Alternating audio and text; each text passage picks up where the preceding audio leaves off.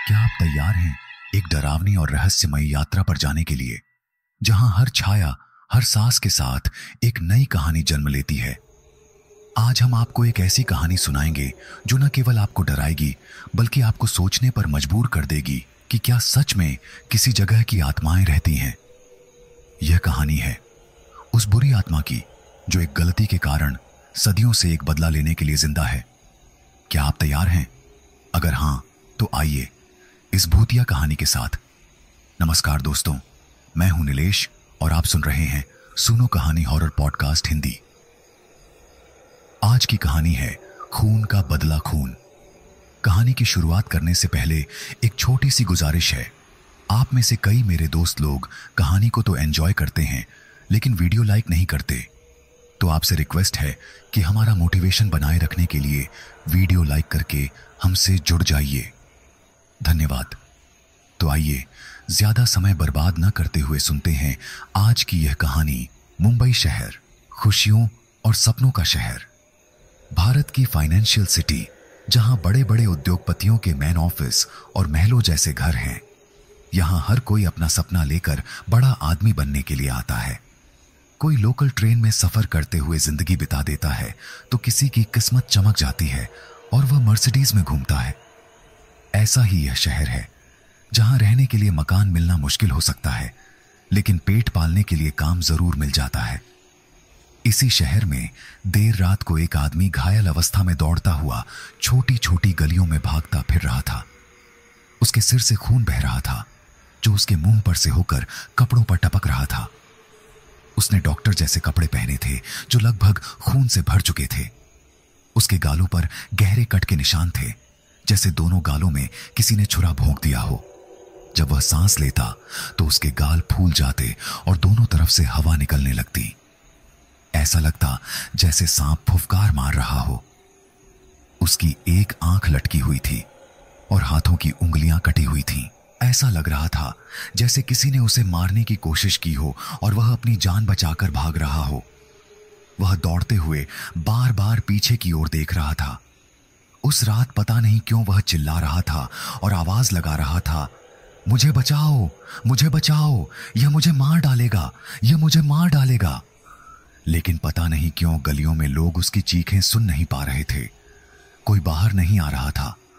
कुछ देर बाद वह किसी कोने में जाकर छुप गया और अपनी लटकती हुई आंख को संभालकर उसे ठीक करने की कोशिश करने लगा।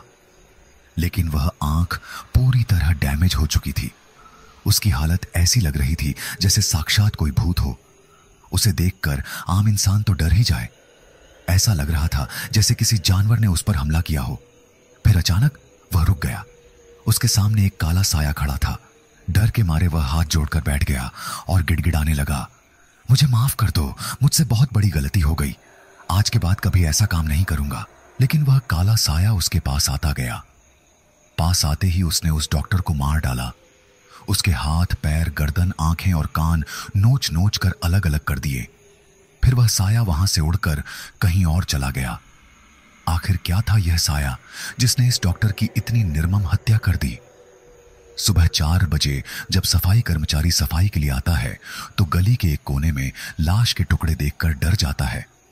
आधे घंटे में पुलिस वहां पहुंच जाती है। सुबह 6 बजते ही लोगों की भीड़ लग जाती है। करीब 100-200 लोग वहां खड़े होकर मोबाइल से वीडियो बना रहे थे। गली में खौफ का माहौल बन गया था। हर कोई सोच रहा था कि इस डॉक्टर को किसने मारा। यह डॉक्टर तो बहुत फेमस था। डॉक्टर का नाम था अभय शिंदे। अभय शिंदे को स्टेट गवर्नमेंट ने एक अवार्ड से सम्मानित किया था। उन्होंने कोरोना महामारी के दौरान अपनी जान की परवाह किए बिना मरीजों का इलाज किया था और कई लोगों की जान बचाई थी। लाश को पोस्टमार्टम के लिए भेज दिया गया और सरकार ने केस को सीबीआई को सौंप दिया। यह हत्या मुंबई के अंधेरी ईस्ट इलाके में हुई थी। अंधेरी ईस्ट पुलिस स्टेशन में सीबीआई इंस्पेक्टर विजय पहुंचते हैं जो मूल रूप से दिल्ली के रहने वाले हैं।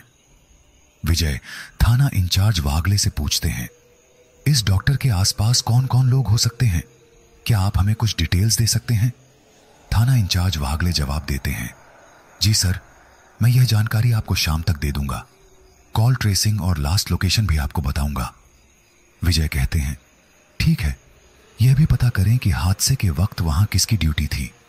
इतने में कांस्टेबल बलजीत सिंह कहते हैं, साहब ड्यूटी मेरी थी, मेरा नाम बलजीत सिंह है। विजय सवाल करते हैं, तो बताइए बलजीत सिंह जी, आपने वहां कुछ देखा? बलजीत जवाब देता है, साहब उस वक्त मैं उसी गली के आसपास घूम रहा था। न तो मुझे किसी चीखने चिल्लाने की आवाज सुनाई दी, न ही किसी के आने जाने का पता चला। थाना इंचार्ज वागले कहते हैं, यह मर्डर 3 बजे के आसपास हुआ। उस वक्त तुम कहां थे? बलजीत जवाब देता है, सर मैं 2:30 से 3:30 बजे तक उसी गली के पास खड़ा था जहां खाने पीने के स्टॉल लगते हैं। पास की झुग्गी बस्तियों में भी मैंने राउंड लिया था। विजय सोचते हुए कहते हैं, ऐसा कैसे हो सकता है? जब यह 10 मीटर दूर खड़ा था तो इसे आवाज क्यों नहीं सुनाई दी? इतना भयानक कत्ल हो रहा हो और मरने वाला चीखे भी ना, आसपास के लोग भी बाहर ना आए। यह हत्या बहुत अनोखी लगती है। शरीर के सारे अंग बाहर पड़े थे और शरीर खोखला था। अगर जानवर ने हमला किया होता तो वह खाता जरूर, लेकिन ऐसा कुछ नहीं हुआ। शरीर के अंदर से किडनी, लिवर, फेफड़े और दिल समेत अंग निकाल दिए गए। आंखें भी नोच ली गई थीं। यह सब कैसे हुआ? फिर विजय आगे की तहकीकात के लिए गली में पहुंचते हैं। गली के कोने में उन्हें एक कैमरा दिखाई देता है। वह कंट्रोल रूम फोन करके कहते हैं, इस कैमरे की रिकॉर्डिंग चेक करें। मैं वहीं आ रहा हूं। कंट्रोल रूम से जवाब आता है, सर यह कैमरा पिछले 15 घंटे से काम नहीं कर रहा था। इसे ठीक करने की कोशिश की गई थी, लेकिन मर्डर से कुछ समय पहले ही यह बंद हो गया। विजय कहते हैं, कातिल बहुत शातिर है। उसने कैमरा बंद कर दिया, लेकिन आसपास के कैमरे जरूर चेक करेंगे। डॉक्टर अभय शिंदे के घर पर सभी परिवार वाले बिलख बिलख कर रो रहे थे। उनकी पत्नी आरती कहती हैं, आखिर क्यों इस भले इंसान को इतनी बेरहमी से मार दिया गया? क्या पुलिस कुछ नहीं करेगी? क्या होगा मेरा? अभी तो मैंने हमारे बच्चे को जन्म भी नहीं दिया था और वह अनाथ हो गया। डॉक्टरों में कानाफूसी हो रही थी। एक डॉक्टर कहता है, लगता है कुछ गड़बड़ जरूर है। इतने बड़े आदमी को कैसे बेरहमी से मार दिया गया? तभी डॉक्टर शिल्पा अपने सहकर्मी वैभव के पास आकर कहती हैं, पता नहीं क्या हुआ, लेकिन मुझे लगता है किसी ने हॉस्पिटल पर श्राप दिया है। मैंने डॉक्टर को मना किया था कि इतनी धांधली न करें, लेकिन वह नहीं माने। शायद किसी मरीज के परिवार वाले ने उन्हें मारा हो। अगला नंबर हमारा भी हो सकता है। हमें ईमानदारी से काम करना होगा, वरना हम भी मारे जाएंगे। उनकी बात सुनकर नई डॉक्टर सारा कहती हैं, मुझे लगता है कुछ बुरा होने वाला है। मैंने इस हॉस्पिटल के बारे में पहले भी सुना था कि यह हॉस्पिटल शापित है। शिल्पा जवाब देती हैं, मुझे यहां काम करते हुए 5 साल हो गए हैं, लेकिन मैंने कभी ऐसा महसूस नहीं किया। तुम्हें यहां काम करते हुए अभी 4 महीने ही हुए हैं, तुम ऐसा कैसे कह सकती हो? वैभव कहता है, अब तुम चुप रहो। अगर लोगों को पता चल गया तो हमारी मुश्किलें बढ़ जाएंगी। चुप रहने में ही भलाई है। डॉक्टर अभय शिंदे का अंतिम संस्कार कर दिया जाता है। कंट्रोल रूम में विजय फुटेज देख रहे थे, लेकिन उस गली के आसपास कोई आता जाता नहीं दिखा। विजय सोचते हैं, हो सकता है कातिल गली का ही रहने वाला हो। फिर वह हॉस्पिटल पहुंचकर डॉक्टर वैभव, शिल्पा और सारा से पूछताछ करते हैं। इंस्पेक्टर विजय वहां आकर पूछते हैं, आप इन्हें कितने समय से जानते हैं? वैभव जवाब देते हैं, सर मैं इन्हें 7-8 साल से जानता हूं। बहुत अच्छे इंसान थे, दिल के साफ और सबका ख्याल रखने वाले। पता नहीं किसने इन्हें इतनी बुरी मौत दी। भगवान उस कातिल को बुरी से बुरी सजा दे। विजय आगे पूछते हैं, क्या इनकी किसी से कोई दुश्मनी थी हॉस्पिटल में, या फिर हाल ही में किसी से लड़ाई झगड़ा हुआ था? वैभव तुरंत कहते हैं, नहीं सर, ऐसा कुछ नहीं था। वे तो बहुत खुशमिजाज इंसान थे, उनका आज तक किसी से झगड़ा नहीं हुआ। फिर विजय बाकी लोगों से भी पूछताछ करते हैं। सारा और शिल्पा से भी यही जवाब मिलता है कि उनका किसी से कोई दुश्मनी नहीं थी। विजय डॉक्टर अभय के घर जाकर भी पूछताछ करते हैं, लेकिन खाली हाथ लौट आते हैं। इंस्पेक्टर विजय को कुछ समझ नहीं आ रहा था। कातिल का कोई सुराग नहीं मिल रहा था, कोई एविडेंस नहीं था और कैमरा फुटेज में भी कुछ नहीं दिखा। हॉस्पिटल में भी किसी से दुश्मनी नहीं थी। परिवार वालों ने भी दुश्मनी से इनकार कर दिया। अब कातिल का पता कैसे लगाया जाए?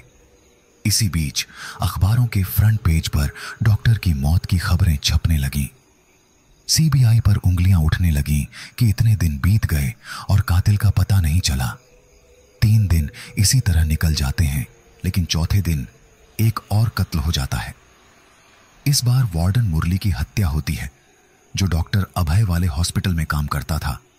इस वार्डन का कत्ल भी ठीक उसी तरह किया गया था जैसे डॉक्टर अभय का। आंखें नोची हुई थीं, शरीर के सारे अंग बाहर बिखरे हुए थे और हाथ पैर खींचकर अलग कर दिए गए थे। इंस्पेक्टर विजय तुरंत मौके पर पहुंचते हैं। बॉडी का पोस्टमार्टम करवाने के बाद डॉक्टर कहते हैं, सर, यह कत्ल भी ठीक उसी तरीके से हुआ है जैसे डॉक्टर अभय का। लगता है इसे भी तड़पा तड़पा कर मारा गया है। इसके हाथ पैर की उंगलियां कटी हुई हैं और आंखें निकाली गई हैं। कातिल ने बड़े ही बेरहमी से शरीर को फाड़ कर रख दिया है। ऐसा कौन सा हथियार इस्तेमाल किया गया जिसका कोई एविडेंस नहीं मिला? ऐसा लगता है जैसे नाखून से ही शरीर को फाड़ा गया हो। लेकिन यह किसी जानवर का काम तो नहीं लगता। विजय सोचते हुए कहते हैं, यह कातिल कौन है? न तो कोई सबूत छोड़ता है, न कहीं नजर आता है। आसपास के कैमरे चेक करवा लो, फिर भी कुछ नहीं दिखता। यह वार्डन भी हॉस्पिटल में ही था, लेकिन हॉस्पिटल के सभी कैमरे उस दिन खराब हो चुके थे। कंट्रोल रूम में जाकर भी कुछ समझ नहीं आ रहा था कि आखिर चल क्या रहा है। 2 दिन बाद एक और वार्डन कैलाश की हत्या हो जाती है। कैलाश मुरली का साथी था और दोनों एक ही जगह पर काम करते थे, डेड बॉडी वाला रूम। अब पूरे हॉस्पिटल में खौफ का माहौल बन जाता है। डॉक्टर और अन्य कर्मचारी डरने लगते हैं। इसी बीच वैभव घर पर बैठा सोच रहा था कि कैसे एक एक करके लोग मारे जा रहे हैं। उसने कहा था कि लालच मत करो, लेकिन डॉक्टर अभय ने किसी की नहीं सुनी। वैभव सोचता है, मैं इस हॉस्पिटल और शहर को छोड़ दूंगा, नहीं तो मेरी भी बेमौत हत्या हो जाएगी। वह शराब पीते हुए गुमसुम बैठा रहता है। रात के 2 बज जाते हैं, लेकिन उसे नींद नहीं आ रही थी। शराब का एक और घूंट भरते हुए वह सिगरेट जलाता है। बालकनी में जाकर खड़ा हो जाता है और शिल्पा को फोन करता है। शिल्पा की ड्यूटी रात की थी। हॉस्पिटल में उस समय एक इमरजेंसी केस आया हुआ था। वह हार्ट पेशेंट था। शिल्पा उस समय फोन नहीं उठा पाई, लेकिन आधे घंटे बाद वह फोन लगाकर वैभव से पूछती है, तुमने इतनी रात को फोन क्यों लगाया? वैभव कहता है, हमें यह हॉस्पिटल छोड़कर चला जाना चाहिए, नहीं तो हम भी मारे जाएंगे। मेरा मन नहीं मान रहा, मुझे यहां नहीं रहना। तुम भी चलो और सारा को भी बोल दो कि यह हॉस्पिटल छोड़ दे। बाकी लोग मरे तो मर जाएं, लेकिन हम तो बचेंगे। शिल्पा कहती है, तुमने अभी शराब पी हुई है? मुझे ऐसा लग रहा है, इसलिए हम कल सुबह बात करेंगे। अब तुम आराम से सो जाओ, डरो मत, कुछ नहीं होने वाला है।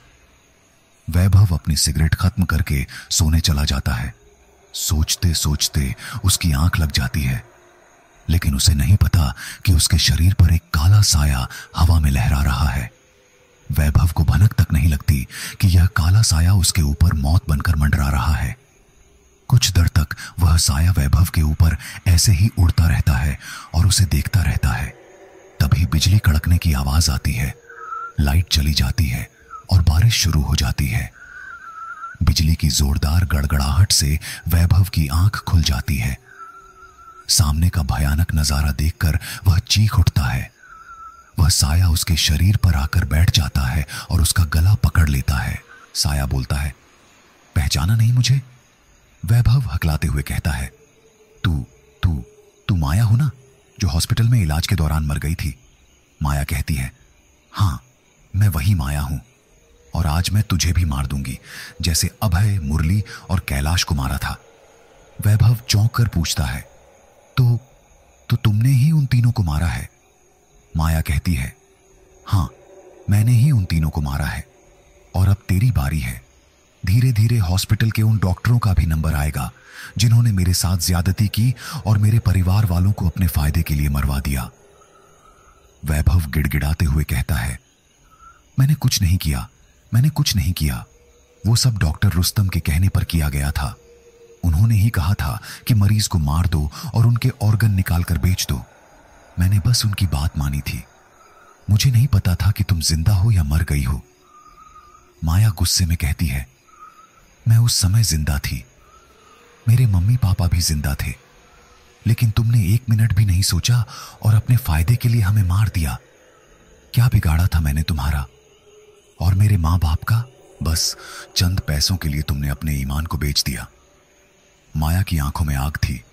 वह कहती है, तुमने यह भी नहीं सोचा कि मेरे पेट में 3 महीने का बच्चा पल रहा था।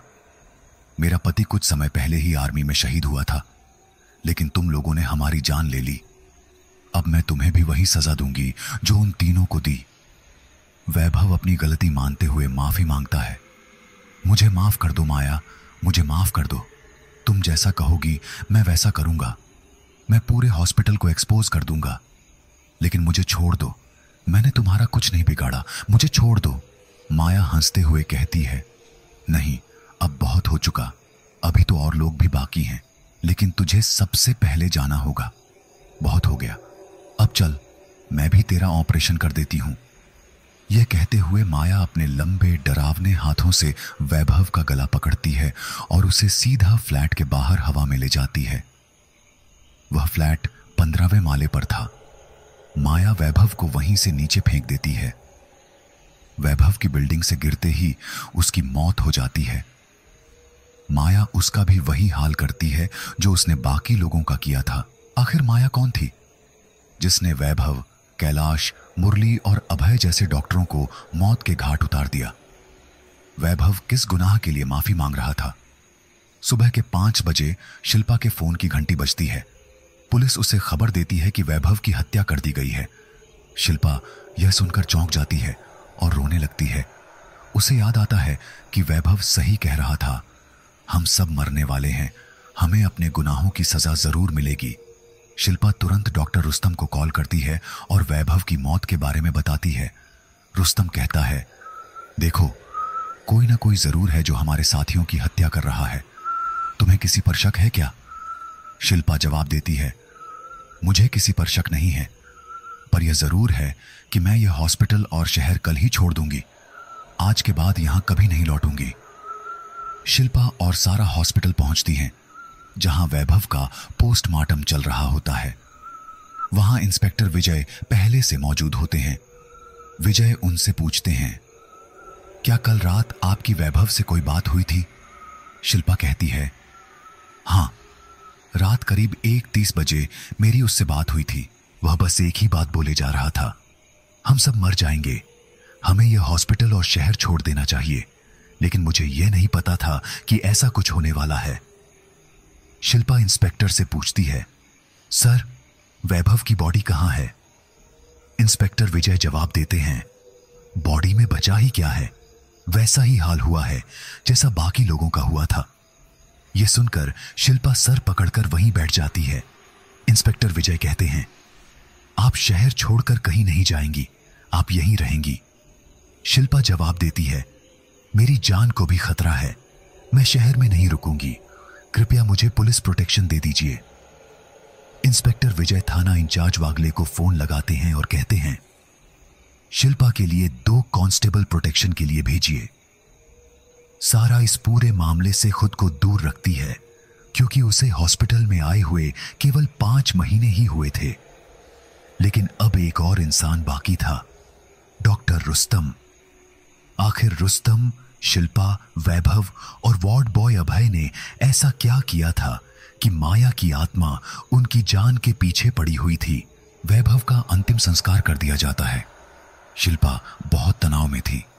सारा उसे दिलासा देते हुए कहती है, तुम चिंता मत करो, अब तुम्हें प्रोटेक्शन भी मिल गया है, तुम्हें कुछ नहीं होगा।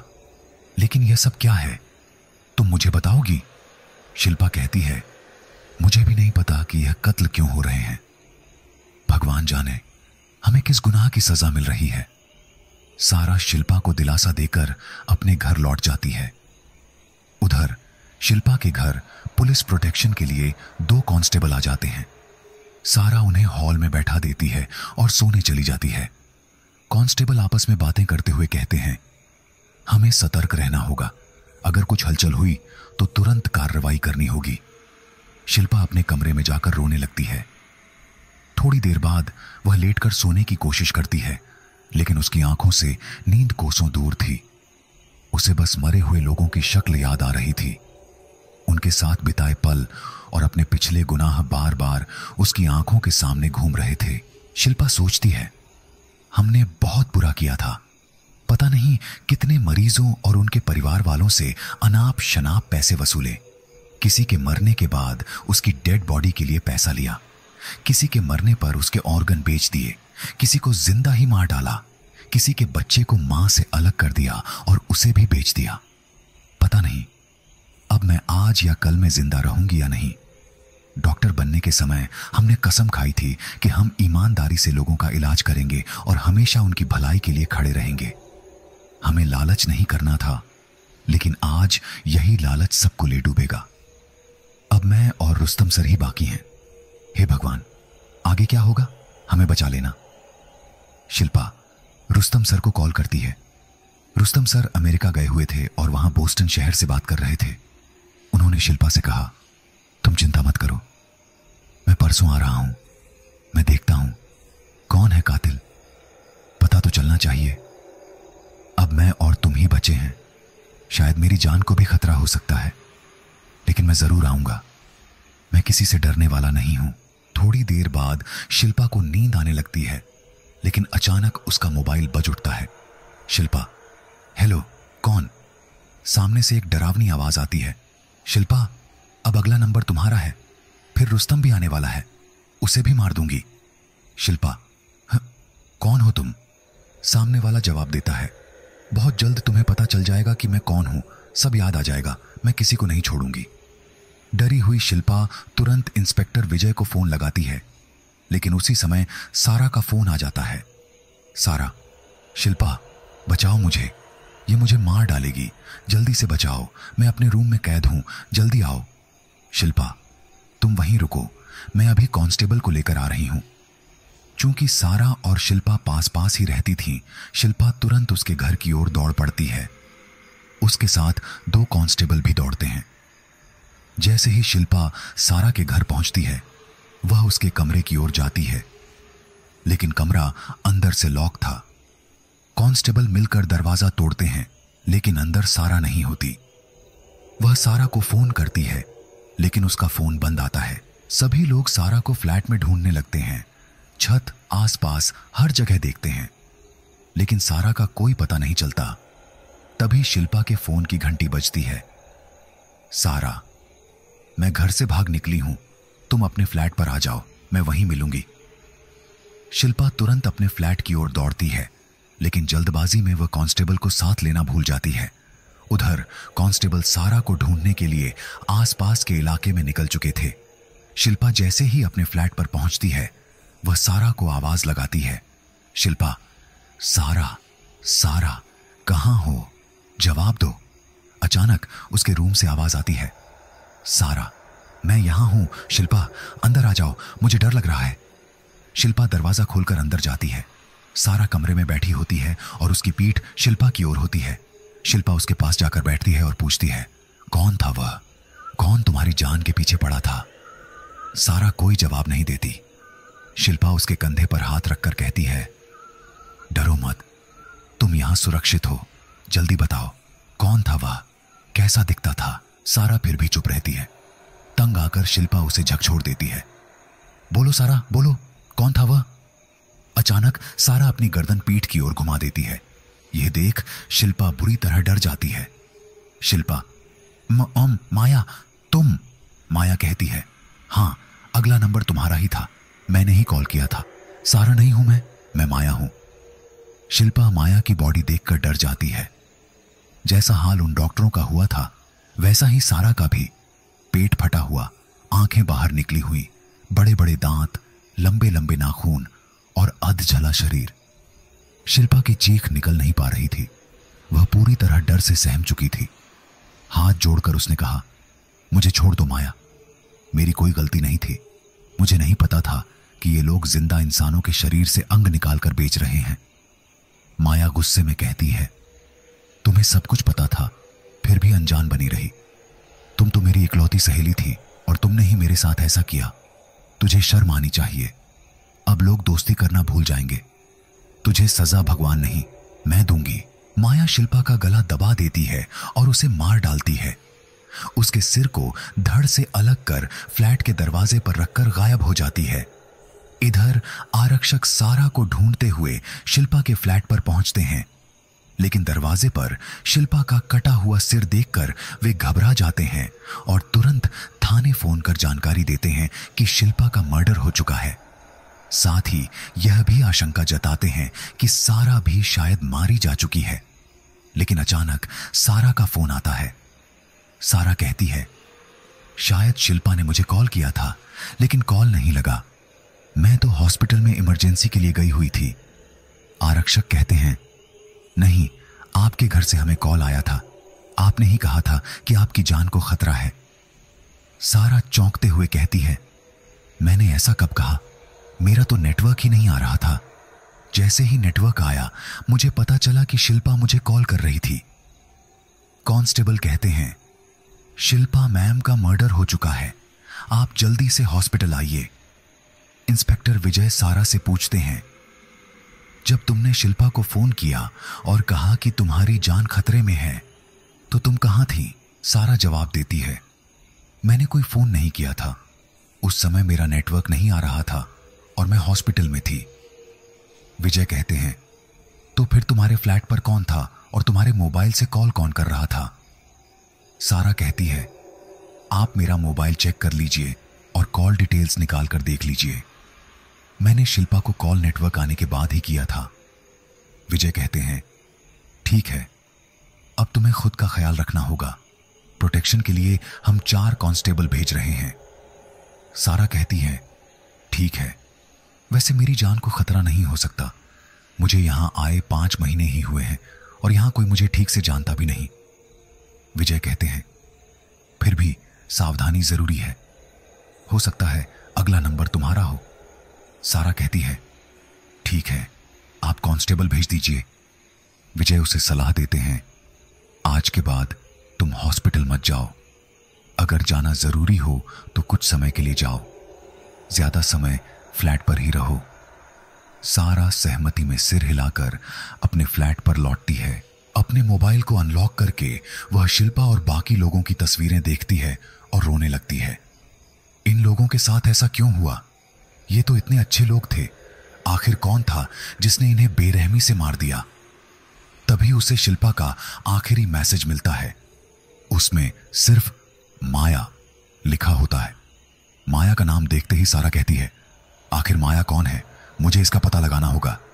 सारा शिल्पा के घर वालों से पूछती है, अंकल, ये माया कौन थी? माया का नाम सुनकर शिल्पा के अंकल रोने लगते हैं और कहते हैं, बेटा, माया और शिल्पा बहुत अच्छे दोस्त थे, बचपन में साथ रहते थे। जब माया का सिलेक्शन एमबीबीएस के लिए नहीं हुआ और शिल्पा का हो गया तो दोनों अलग हो गए। शिल्पा पढ़ाई के लिए अलीगढ़ चली गई और माया यहीं नर्सिंग करने लगी। माया के माता पिता बहुत गरीब थे, उनका खर्चा उठाना मुश्किल था। शिल्पा कभी कभी माया की मदद कर देती थी, लेकिन एक दिन कोरोना वायरस के कारण माया और उसके माता पिता का देहांत हो गया। शिल्पा उनकी खूब मदद करती है, उन्हें बचाने की कोशिश भी करती है, लेकिन तीनों को नहीं बचा पाती। माया की शादी हो चुकी थी, लेकिन बेचारी की किस्मत देखो, शादी को साल भर भी नहीं हुआ था। उसका पति सेना में था और सर्जिकल स्ट्राइक के दौरान शहीद हो गया। माया 3 महीने की गर्भवती थी। अब माया भी नहीं रही और मेरी बेटी शिल्पा भी नहीं रही। फूटी किस्मत हमारी। शिल्पा जैसी बच्ची को हमने खो दिया। अब हमारा क्या होगा बेटा? सारा उन्हें सांत्वना देते हुए कहती है, अंकल, जो होना था वह हो गया। भगवान ने उसे जल्दी ही बुला लिया। लेकिन आप चिंता मत करें, मैं हूं ना, मैं आपका ख्याल रखूंगी, आप परेशान मत हों। शिल्पा का पिता रोते हुए थोड़ा शांत हो जाता है। सारा उन्हें आश्वासन देकर वहां से चली जाती है। रास्ते में वह सोचती है, आखिर माया का नाम शिल्पा ने क्यों लिया? क्या माया ने कत्ल किया है? लेकिन अंकल के हिसाब से तो माया और उसके मां बाप की मौत तो बहुत पहले हो चुकी है। ऐसा कैसे हो सकता है? अगले दिन सारा माया के घर पहुंचती है। माया के घर के बाहर ताला लगा हुआ था। आसपास देखकर सारा ताला तोड़ती है और घर के अंदर जाती है। घर का सामान बिखरा हुआ था। हर जगह मकड़ी के जाले और धूल जमी हुई थी। घर के अंदर घना अंधेरा था। सारा खिड़कियां खोलती है ताकि रोशनी अंदर आ सके। उसे माया की तस्वीर और उसके माँ बाप की तस्वीर दीवार पर टंगी मिलती है। तस्वीरें देखकर वह सोचती है, यही माया है। वह अलमारी खोलती है। अंदर रखे कपड़े खराब हो चुके थे। वहीं उसे एक शादी की एल्बम मिलती है। यह माया की शादी की एल्बम थी। एल्बम देखकर वह माया के मम्मी पापा के साथ की तस्वीरें देखती है। वह सोचती है, कितना खुशहाल परिवार था, सब कुछ उजड़ गया। उसे अलमारी में कुछ मेडिकल रिपोर्ट्स भी मिलती हैं जो माया और उसके माता पिता की थीं। इन रिपोर्ट्स में उनकी ब्लड रिपोर्ट्स और कोरोना पॉजिटिव होने की जानकारी थी। साथ में दवाइयों की प्रिस्क्रिप्शन भी थी। सारा वह सारी रिपोर्ट्स और एल्बम लेकर अपने घर आ जाती है। फिर वह हॉस्पिटल में फोन करती है और रिसेप्शनिस्ट से कहती है, माया नाम की लड़की, उसके माता पिता और उनकी मेडिकल रिपोर्ट्स मुझे चाहिए। यह घटना 8 महीने पहले की है। कल तक सारी रिपोर्ट्स निकालकर तैयार रखें। रिसेप्शनिस्ट कहती है, ठीक है मैम, मैं रिपोर्ट्स निकालकर रख दूंगी, आप कल आकर देख लीजिएगा। सारा अपने घर के कामों में लग जाती है। वह खाना बनाती है और जो कांस्टेबल उसकी सुरक्षा में तैनात है उन्हें भी खाना देती है। फिर अपने घर वालों से बात करती है और उन्हें माया और शिल्पा की कहानी बताती है। सारा अपने पापा से कहती है, पापा, शिल्पा ने मरने से पहले माया का नाम लिया था, लेकिन माया तो मर चुकी थी। उसके घर पर कोई नहीं था। उसकी एल्बम देखकर लग रहा था कि वह कितना खुशहाल परिवार था। मुझे माया और अपनी सहेली शिल्पा के लिए बहुत बुरा लग रहा है।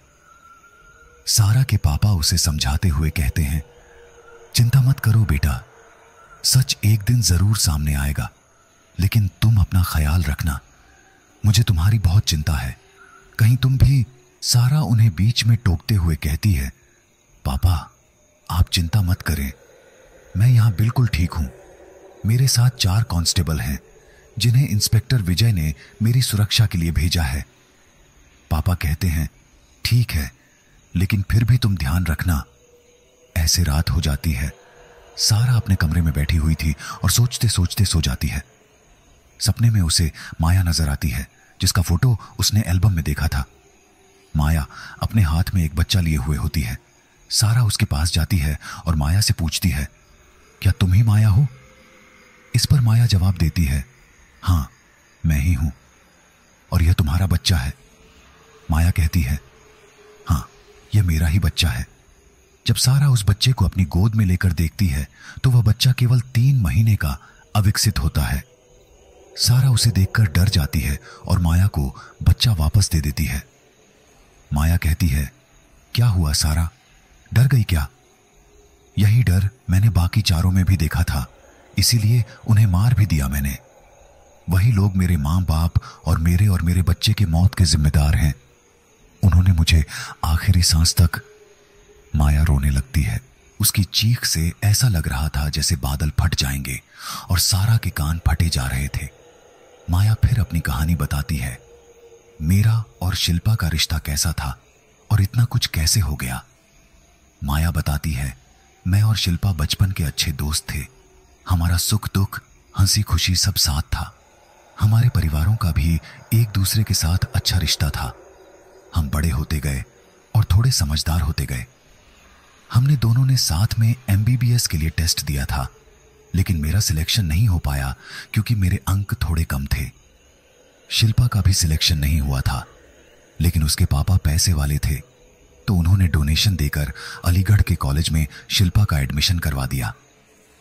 लेकिन मैं गरीब की बेटी थी, तो मैंने अपनी BSSC की पढ़ाई जारी रखी और नर्स की नौकरी कर ली।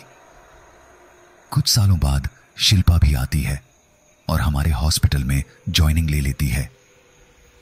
शिल्पा कहती है, माया तुम मेरे साथ ही रहो, हम दोनों एक ही हॉस्पिटल में रहेंगे तो हमारा मन भी लगेगा और हम कभी अलग नहीं होंगे।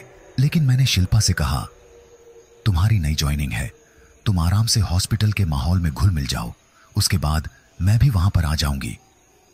इस तरह 2 साल गुजरते हैं और मेरी सगाई हो जाती है। मेरा होने वाला पति बहुत अच्छा इंसान था। इंडियन आर्मी में सूबेदार के पद पर था और उस समय कश्मीर में तैनात था। समय बीतता है और मेरी शादी उनसे हो जाती है। उनका नाम अर्जुन शर्मा था, लेकिन किस्मत को कुछ और ही मंजूर था। जब मैं प्रेग्नेंट हुई तब वह यहां थे और उन्होंने कहा था, मैं 2 महीने की छुट्टी लेकर तुम्हारे पास रहने के लिए आया हूं। लेकिन छुट्टी जल्दी खत्म हो जाती है। कश्मीर में पत्थरबाजों ने नाक में दम कर रखा था और कुछ आतंकवादी हमलों के कारण उनकी छुट्टी रोक दी गई थी। वह वापस अपने फर्ज अदा करने के लिए निकल जाते हैं, लेकिन 2-3 दिन बाद उनकी मौत की खबर आती है और मैं टूट जाती हूं। हाय मेरी किस्मत, अभी तो मेरा बच्चा 3 महीने का ही था और यह हादसा हो गया। मैंने जैसे तैसे खुद को संभाला और यह सोचती रही कि वह शहीद हुए हैं और किस्मत को यही मंजूर था। लेकिन एक मुसीबत मेरे ऊपर आई। कोरोना की वजह से लॉकडाउन लग गया और पापा को भी कहीं से कोरोना हो गया। पापा से मम्मी को भी कोरोना हो गया। उनकी हालत बिगड़ने लगी। मैंने फिर शिल्पा को फोन किया। शिल्पा, मम्मी पापा को कोरोना हो गया है, तुम्हारी मदद की बहुत जरूरत है। शिल्पा कहती है, तुम जल्दी से हॉस्पिटल आने की तैयारी करो, मैं यहां से एम्बुलेंस भेज रही हूं। मम्मी पापा को भर्ती कर लिया जाता है और शिल्पा इसमें बहुत मदद करती है। लेकिन उसकी मदद के पीछे कारण क्या था वह मुझे बाद में पता चला। मम्मी पापा को केवल सामान्य सर्दी खांसी थी, साथ ही कुछ कोरोना के लक्षण थे। लेकिन उनका इलाज बस ग्लूकोज की बोतल और सामान्य सर्दी खांसी की दवाइयों से किया जा रहा था।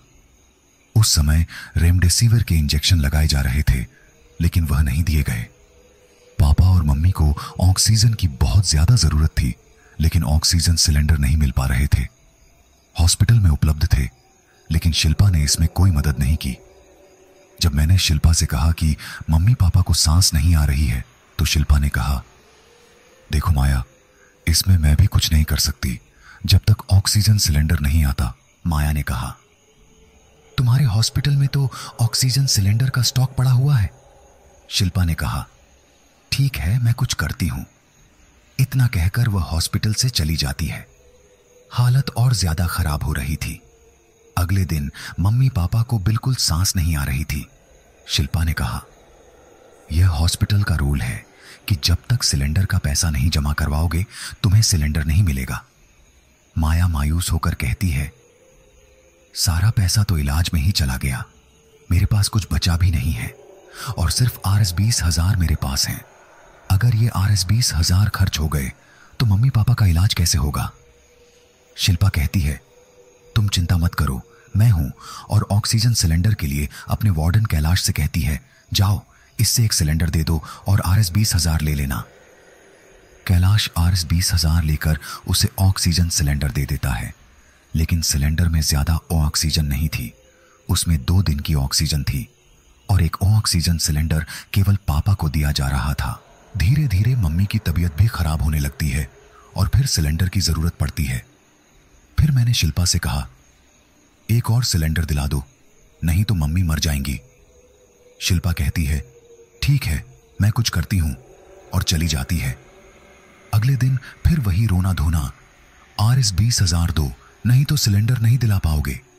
मैंने कहा, तुम पैसे दे दो, मेरे पास पैसे खत्म हो चुके हैं। शिल्पा कहती है, अभी तो मुझे 3 महीने से सैलरी भी नहीं मिली है और मैं पापा से भी नहीं मानती हूं। तुम चाहो तो पापा से ट्राई कर लो। मैंने शिल्पा के पापा से भी बात की, लेकिन शिल्पा के पापा ने यह कहकर टाल दिया, मेरे पास अभी पैसे नहीं हैं, धंधा बंद हो चुका है, बस कुछ पैसे ही बचे हुए हैं जिससे हमारे घर का खर्च और शिल्पा के आने जाने का खर्च चल रहा है। यह बात समझो।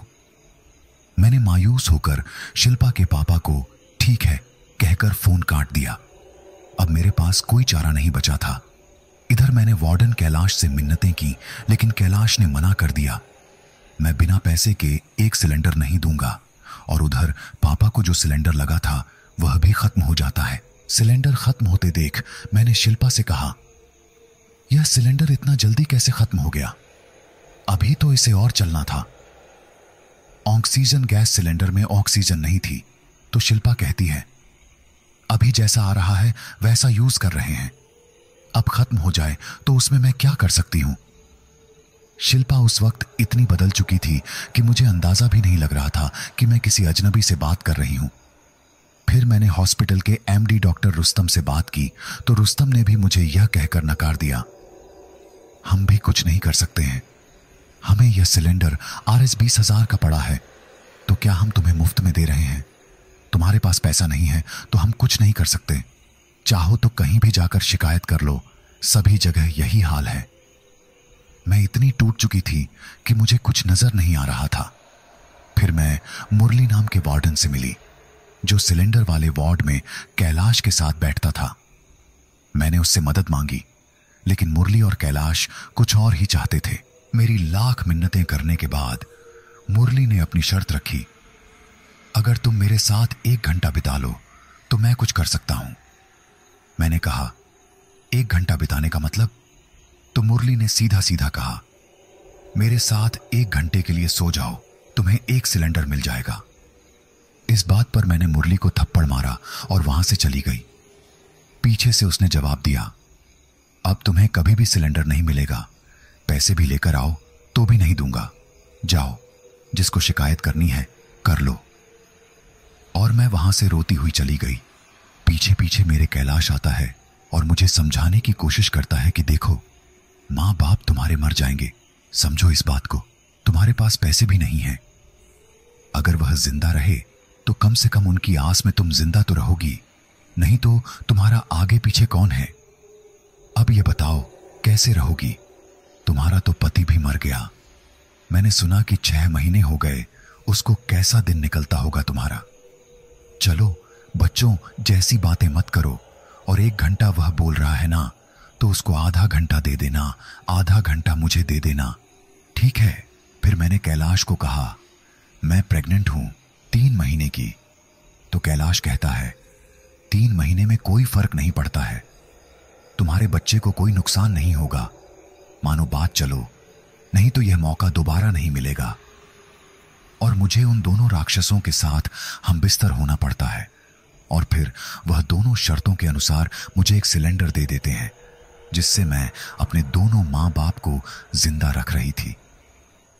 धीरे धीरे उनकी हालत सुधारने लगती है, लेकिन जो मेरी आत्मा घायल हुई थी उसका क्या? मैंने शिल्पा को यह बात बताई, तुम्हारे वार्डन ने मेरे साथ ऐसा किया।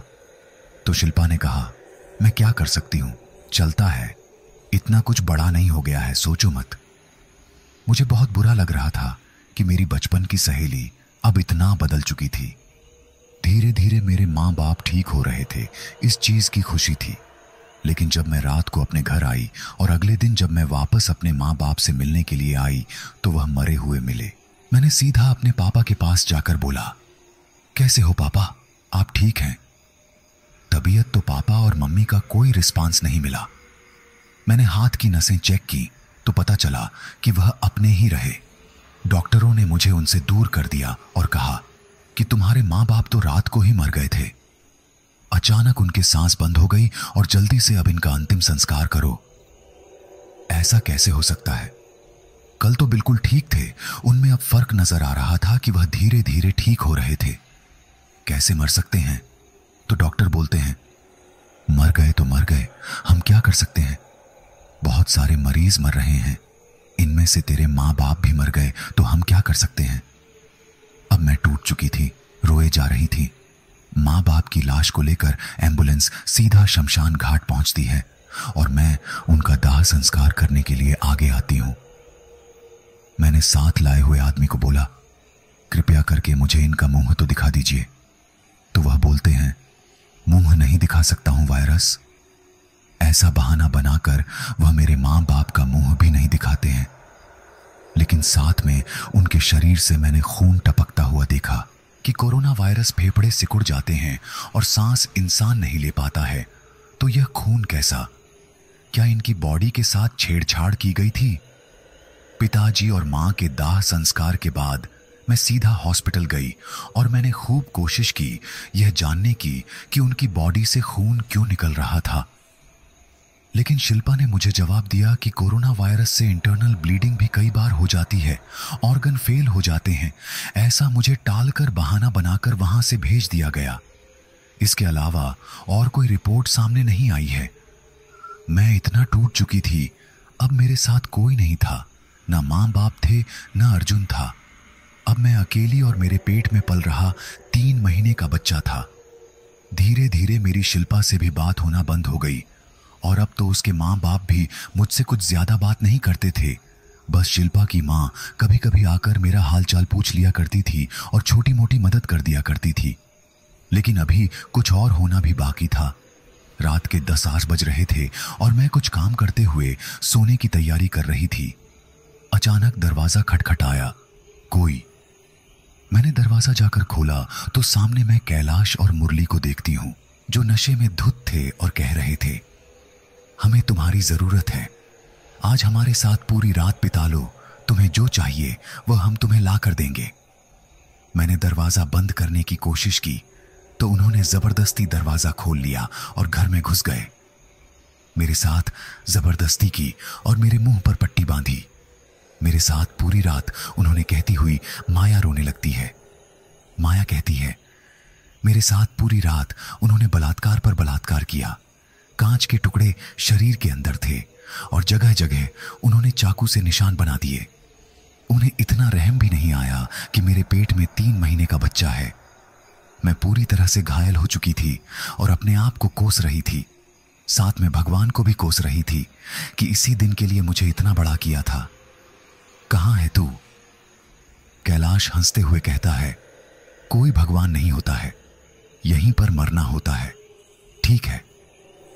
और वैसे भी तेरे माँ बाप का तो बिल चुका नहीं पाया था, तो तेरे माँ बाप के पार्ट्स निकालकर ही हमने बेच दिए हैं।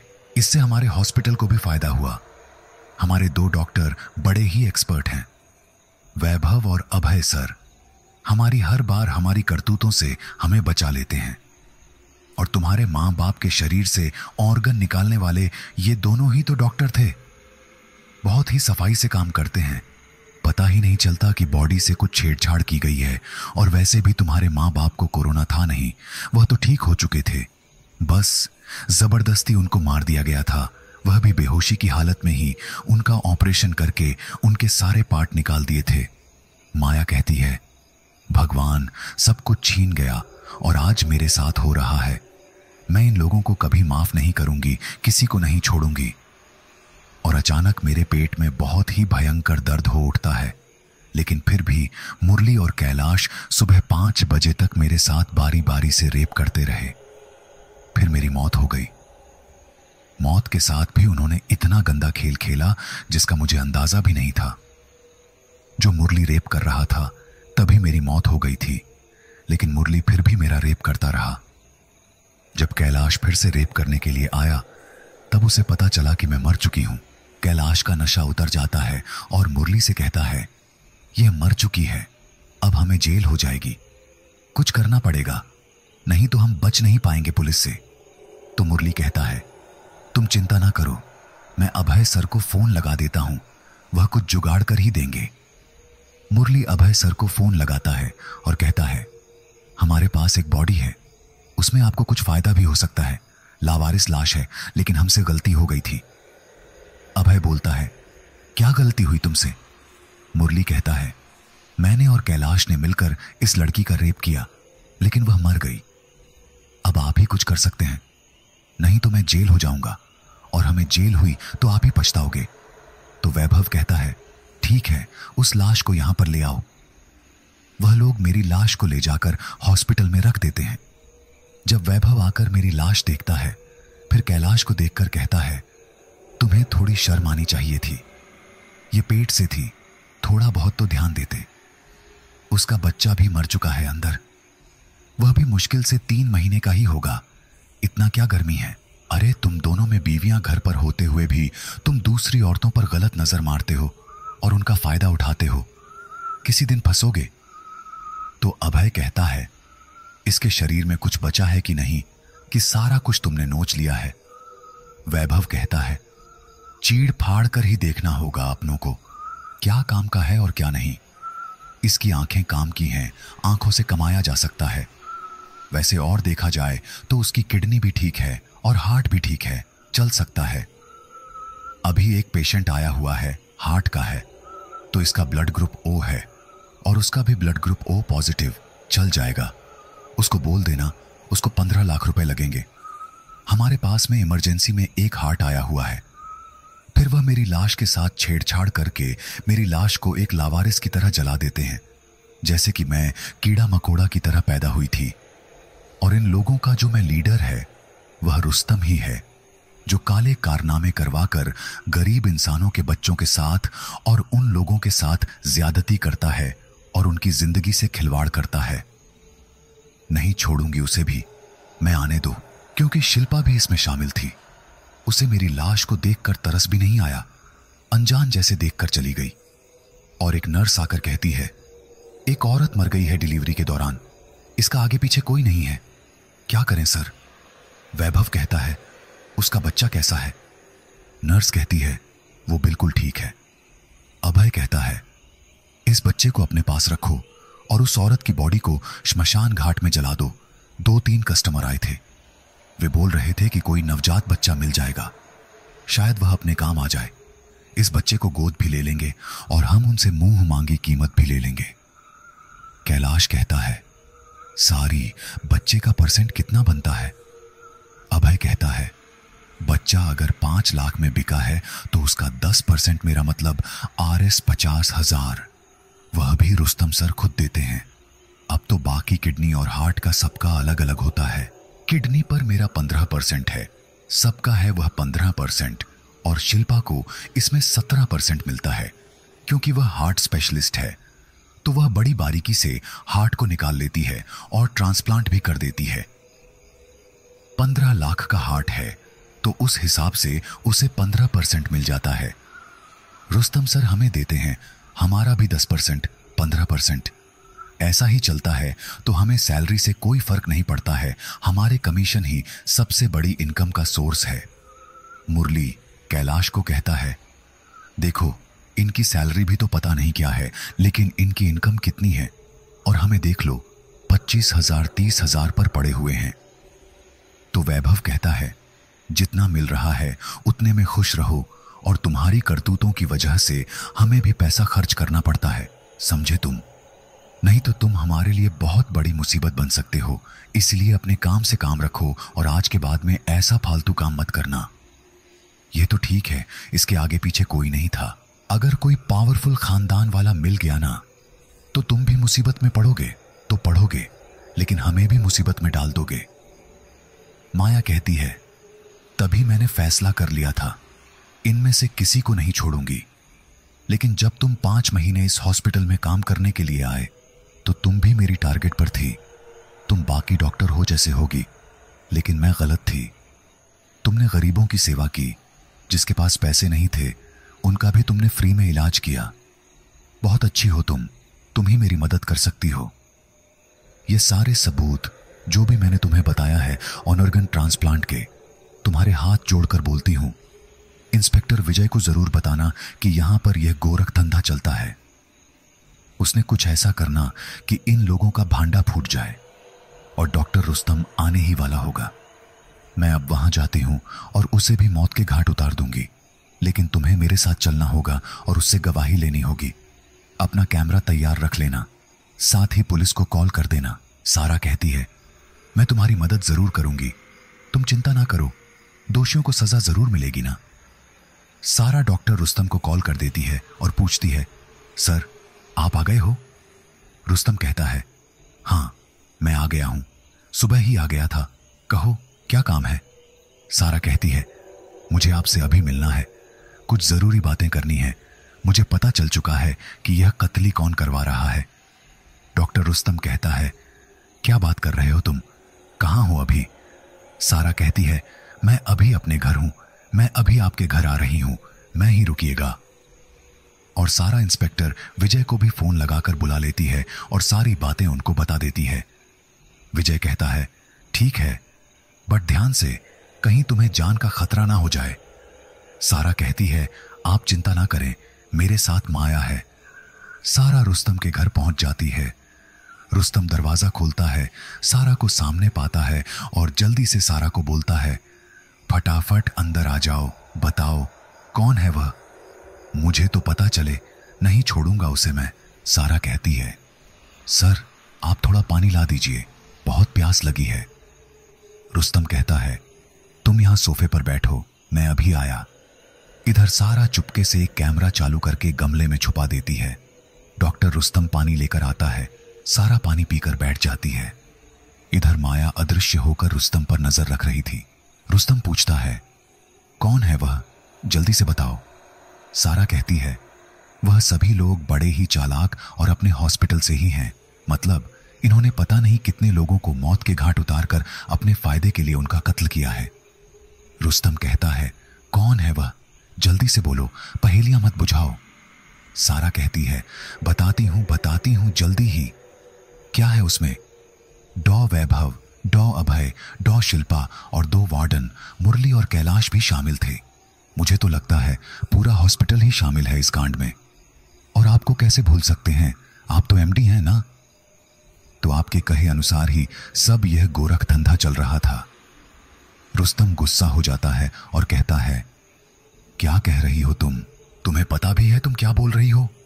मैं एमडी हूं हॉस्पिटल का। ठीक है, फालतू बात मत करना और समझ जाना। इतनी फालतू बात करने के लिए तुम आधी रात को मेरे घर पर आई हो। सारा कहती है, माया को जानते हो आप? रुस्तम कहता है, कौन माया? मैं किसी माया वाया को नहीं जानता। सारा कहती है, वही माया जो कुछ महीनों पहले आपके हॉस्पिटल में आई थी। उसके माँ बाप जिंदा थे, बिल नहीं चुका पाए तो तुमने कहा माँ बाप के शरीर से अंग निकालकर बेच दो। वैसे भी कोरोना वायरस चल रहा है, क्या पता चलेगा। क्यों सर, सही बोला ना मैंने? यही बोला था ना आपने? डॉक्टर रुस्तम कहता है, तुम्हें इतनी बातें कैसे पता चली? जरूर तुम्हें शिल्पा ने बताया होगा। सारा कहती है, शिल्पा तो कब की मर चुकी है। आपको भी पता है ना, वैभव बचा है ना, अभय बचा है ना, वह दोनों वार्डन बचे। लगता है अब अगला नंबर आपका ही है। वह कातिल आपका इंतजार ही कर रहा है। रुस्तम उठता है और सारा को 2 थप्पड़ खींचकर मार देता है और उसके बाल पकड़कर जमीन पर पटक देता है और कहता है, तुम्हें इतनी बातें किसने बताया? मुझे यह बताओ पहले, नहीं तो मैं तुम्हें भी मार दूंगा। तुम्हारे घर वालों को यह भी पता नहीं चलेगा तुम कहां गई। सारा कहती है, मुझे यह सब माया ने बताया है। रुस्तम कहता है, माया कैसे बताएं तुम्हें? वह तो कब की मर चुकी है। सारा कहती है, माया भले ही मर चुकी हो, लेकिन उसकी आत्मा ने आकर मुझे सब कुछ बताया है, तुम्हारी करतूतों के बारे में। किस तरह उस बेचारी के साथ तुमने गलत किया, माँ बाप को मार दिया, उसके साथ रेप हुआ, फिर उसके शरीर से कुछ नहीं निकाल पाया तो उसकी आंखें निकाल कर ही तुमने बेच दी। बेचारी 3 महीने से प्रेग्नेंट थी, तुम लोगों को कुछ भी तरस नहीं आया, शिल्पा को भी नहीं आया, जबकि उसकी बेस्ट फ्रेंड थी। मुझे शर्म आती है, मैं ऐसे हॉस्पिटल में काम करती हूं। रुस्तम कहता है, तुम अभी हॉस्पिटल के बारे में कुछ नहीं जानती हो। अभी तुम्हारी नई ज्वाइनिंग हुई है। यह सब तुम्हें आगे भी करना होगा, क्योंकि यही काम ही हमारे हॉस्पिटल के खर्चों को उठाता है और हमारी सैलरी और बाकी चीजों को मेंटेन रखता है। इसलिए हमें यह सब करना पड़ता है। नहीं करेंगे तो खाएंगे क्या, पिएंगे क्या, और वैसे भी तुम क्या कर लोगी मेरा? हां, यह सब मेरा ही करा धरा है, तुम मेरा कुछ नहीं बिगाड़ सकती हो। मेडिकल रिपोर्ट भी मैंने चेंज करवा दी थी माया की कि उसे कोरोना वायरस हुआ था, जबकि वह प्रेग्नेंट थी और रेप के कारण मर चुकी थी। मैंने कैलाश और मुरली को सख्त हिदायत दी थी, आज के बाद तुम किसी लड़की के साथ ऐसा नहीं करोगे वरना फंसोगे। वह भी मेरे लिए सिर दर्द बने हुए थे, लेकिन साले थे तो हरामी, आए दिन कुछ ना कुछ कांड करके पकड़ा जाते थे और छुड़ाना मुझे पड़ता था। और वैभव तो बस बच्चों पर लट्टू था।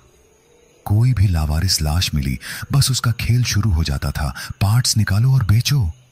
बच्चा अनाथ है तो उसको किसी पैसे वाले को बेच दो और कमीशन ले लो, यही तो काम था उसका। शिल्पा का क्या काम था? शिल्पा तो बस अपना हार्ट ट्रांसप्लांट करती थी। लावारिस लाश से, किसी और लाश से जो कोई पैसा नहीं दे पाता था, तो उसको मरा घोषित करके उसका हार्ट निकाल देती थी और बाकी पार्ट अभय और वैभव निकाल लेते थे। इसमें हम तीनों चारों नहीं हैं, पूरा का पूरा हॉस्पिटल शामिल है। रुस्तम कहता है, अब तुम्हें वैसे भी यह बात पता चल चुकी है, तो तुम्हारा जिंदा रहना भी ठीक नहीं। हमारे लिए अब तुम भी मरोगी। सब कुछ कैमरे में रिकॉर्ड हो जाता है। इधर रुस्तम सारा को मारने के लिए उसका गला दबाने लगता है और अपनी पूरी ताकत से उसका गला दबाता है। इधर माया आ जाती है और माया अपने हाथ से पकड़कर रुस्तम को उठाकर फेंकती है और रुस्तम दीवार पर जा टकरा के नीचे गिर जाता है। अपने सामने इतनी भयंकर रूप को देखकर वह भी घबरा जाता है। रुस्तम, कौन हो तुम? माया कहती है, नहीं पहचाना मुझे? कैसे पहचानोगे? मेरा जो हाल किया है तो तुम क्या, कोई और भी नहीं पहचान पाएगा मुझे। मैं माया हूं, माया, और तुम्हारी मौत बनकर तुम्हारे सामने खड़ी हुई हूं। जहां सबको पहुंचा है, आज तुम भी वहीं पहुंच जाओगे। नर्क के दरवाजे तुम्हारे लिए खुले हुए हैं, वहां पर और अच्छे से सजा मिलेगी। नहीं छोड़ूंगी तुम्हें मैं। रुस्तम कहता है, मुझे माफ कर दो माया, मुझसे गलती हो गई। आज के बाद ऐसा कुछ नहीं करूंगा और अपना हॉस्पिटल सही तरीके से चलाऊंगा। मुझे बस एक बार माफ कर दो माया, बस एक बार माफ कर दो, मेरी जान बख्श दो, तुम मेरे साथ गलत मत करो। माया कहती है, गलत ना करूं तुम्हारे साथ? तुमने ना जाने मेरे जैसे लोगों के साथ कितना कुछ गलत किया होगा। उनकी आत्मा कितनी तड़प रही होगी। शर्म आती है तुम्हें अपने आप पर। डॉक्टर कहते हो तुम खुद को। इतने में वहां इंस्पेक्टर विजय आ जाता है और विजय यह सारा माहौल देखकर डर जाता है। विजय सारा के पास आकर कहता है, कौन है ये? सारा कहती है, यही तो माया है, इसमें उन सबको मारा था और मैंने सारी बातें इसकी ही बताई थी आपको, और रुस्तम का बयान भी उस कैमरे में रिकॉर्ड हो चुका है। इधर विजय माया को कहता है, माया, तुम ही से ना मारो इसे, कानून सजा देगा। माया कहती है, मुझे किसी कानून पर कोई भरोसा नहीं है। मैं अपने हाथ से मारकर अपनी आत्मा को शांति दूंगी, मुझे ना रोको तुम। विजय कहता ही रह जाता है और माया उसका सिर धड़ से अलग कर देती है और वैसा ही हाल करती है जो बाकी लाशों का उसने किया था। रुस्तम मारा जाता है। माया, शुक्रिया सारा, तुम्हारा। इनका सबूत मिलना भी जरूरी था। आज के बाद किसी हॉस्पिटल में ऐसा गलत ना हो। भगवान करे। सबको अपना जीवन जीने का हक है, लेकिन इन लोगों को जीने का कोई हक नहीं था और मैंने मेरा बदला ले लिया है। अब मुझे मुक्ति मिल जाएगी। तुम्हारा शुक्रिया सारा। इतना कहकर काली परछाई वहां से धीरे धीरे गायब होने लगती है और आखिरी में वह वहां से हवा हो जाती है। सारा रिकॉर्डिंग कैमरा इंस्पेक्टर विजय को दे देती है और विजय अगले दिन प्रेस कॉन्फ्रेंस बुलाकर सारा सबूत पब्लिक कर देता है। साथ ही कोर्ट उस हॉस्पिटल को हमेशा हमेशा के लिए सील कर देता है और वहां पर जितने भी कर्मचारी थे उनको सबको हिरासत में ले लिया जाता है। उन लोगों के बयान के आधार पर उन पर चार्ज लगाकर उन्हें जेल में डाल दिया जाता है। आखिरी पार्ट समाप्त। इतने बहुत सारे हॉस्पिटल हैं जहां पर इस तरह का गोरख धंधा अभी भी चल रहा है। इसी लावारिस इंसान को पकड़कर उसके ऑर्गन से निकाल लिए जाते हैं, तो किसी की आंखों के लेंस निकाल लिए जाते हैं, किसी मां को मारकर अनाथ बच्चे को किसी और को दे दिया जाता है, या फिर किसी लावारिस जन्मे बच्चे को पैसे वाले परिवार को देकर रुपए लिए जाते हैं, जबकि उस बच्चे के माता पिता जिंदा रहते हैं और वह अपना बिल नहीं चुका पाते हैं। तो यह ज्यादती उन लोगों के साथ में आज भी कहीं ना कहीं पर हो ही रही है। आखिरी पार्ट समाप्त। तो दोस्तों, यह कहानी यहीं पर समाप्त होती है। आप सबने चैनल को इतना प्यार दिया, इसके लिए आपका आभार। इस कहानी पर आपकी प्रतिक्रिया जरूर दें और बताएं किसका रोल आपको बहुत अच्छा लगा। ऐसी ही कहानियां लेकर मैं आपको जल्द मिलूंगा। तो दोस्तों, मुझे जरूर फॉलो कर दीजिए ताकि अगली कहानियों का आपको पता चले। आप सबका दिल से धन्यवाद। जल्द मिलूंगा नई कहानी के साथ।